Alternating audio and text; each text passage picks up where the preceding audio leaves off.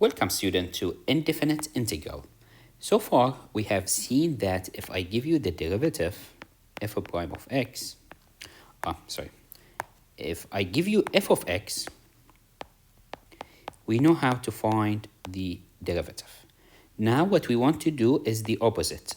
I will give you the derivative and I'm asking you what was the original function f of x. Now, what is the relation between f capital and f small? Of course, if we take f capital and we take the derivative, it will be exactly f small. This function f capital is the integral, or it has another name because it's the opposite of derivative. We'll call it antiderivative. So we have small function f of x, big function f capital of x, which has the antiderivative. And the relation between f capital and f small is what is the function. If you take derivative, you go back to f of x. And that's what we are saying here. So given a function f small, if the derivative of f capital is f small, f capital, we call it antiderivative. Remember, this is f capital, this is f small. If you take derivative, you get f small. So what is antiderivative of f? Is simply a function whose derivative is f. For example, look at this function. Focus here. If I ask you, do you remember a function, if we take the derivative, the answer is 2x? You would say yes. You would say x squared or x squared plus 1. Because what's the derivative of x squared plus 1? Again, 2x. Or x squared plus 6. What's the derivative? Is 2x. And in general, with any constant, this will be antiderivative. So the antiderivative must have a constant, but at least the major part is the same in all of them.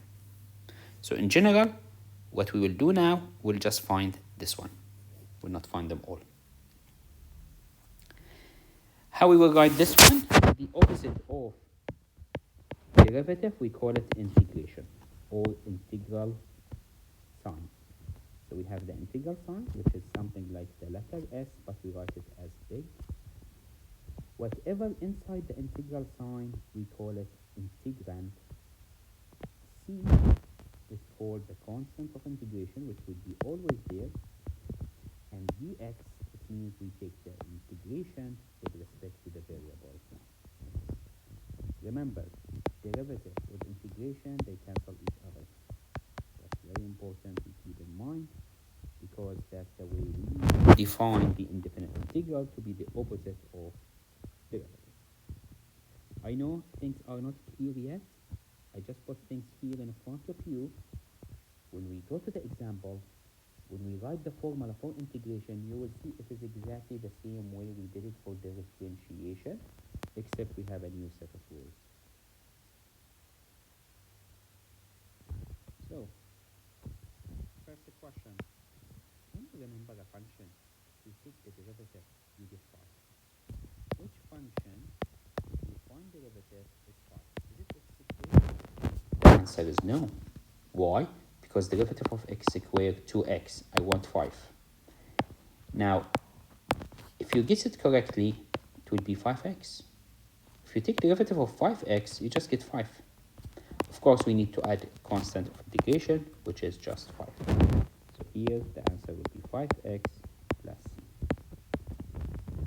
Now, how do I solve this question when I see it in the homework or in the exam? We have a formula. I will show it to you, the formula. Just follow the formula and you find the answer.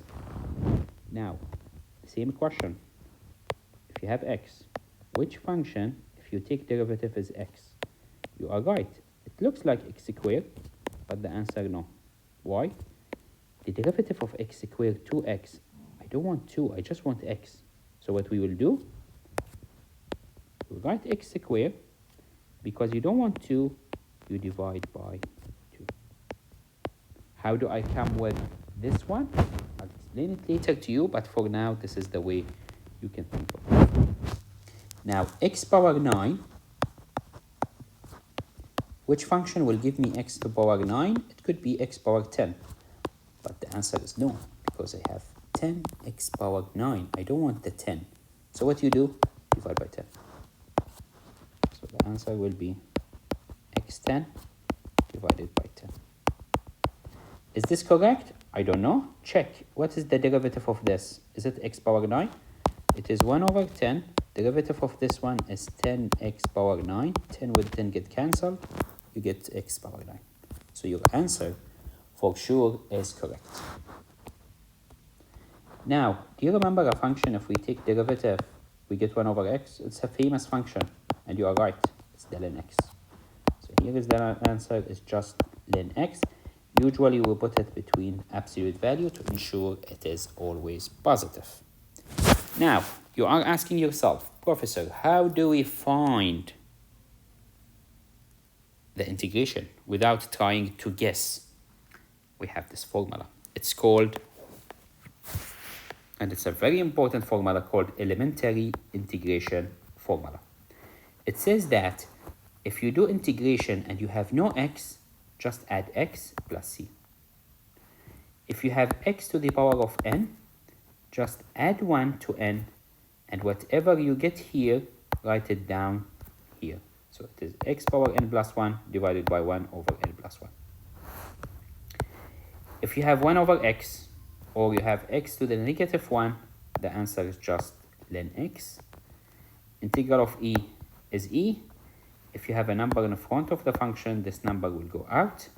If we have a plus, we do every integral by itself.